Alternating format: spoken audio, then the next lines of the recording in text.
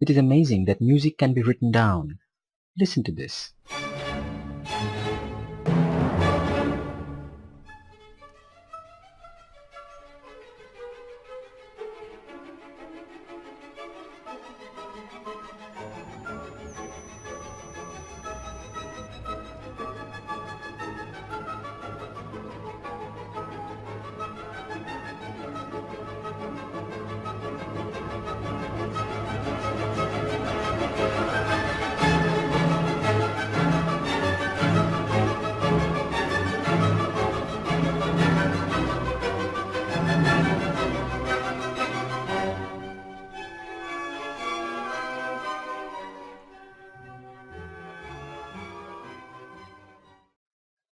The invention of musical symbols and notation goes way back to ancient times. Without it, this or any other music cannot be preserved. This particular piece was created by a deaf composer. If one does not need ears to compose music, then what good is it for painters? Perhaps that's why 50 years later the painter Van Gogh would let his ear go for a self-portrait. At about the same time Beethoven's Ninth Symphony premiered, a book came out. It was a strange book written by a teenager. It was called Method of Writing Words, Music and Playing Songs by Means of Dots for use by the blind and arranged for them. The system was invented blind people could read.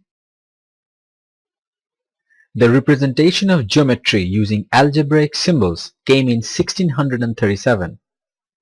The new revolutionary method known as analytical geometry would pave the way for modern math.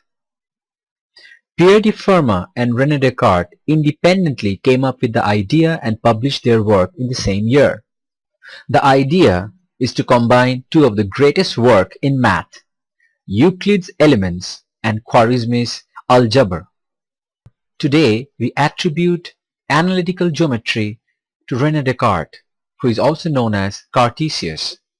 René Descartes' main advantage was the use of new symbols which he invented himself.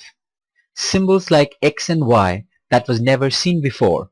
Here's an example. This is the solution to a cubic equation, more accurately, the cubic diminished equation. Previously, this is how it would be shown. Complete description.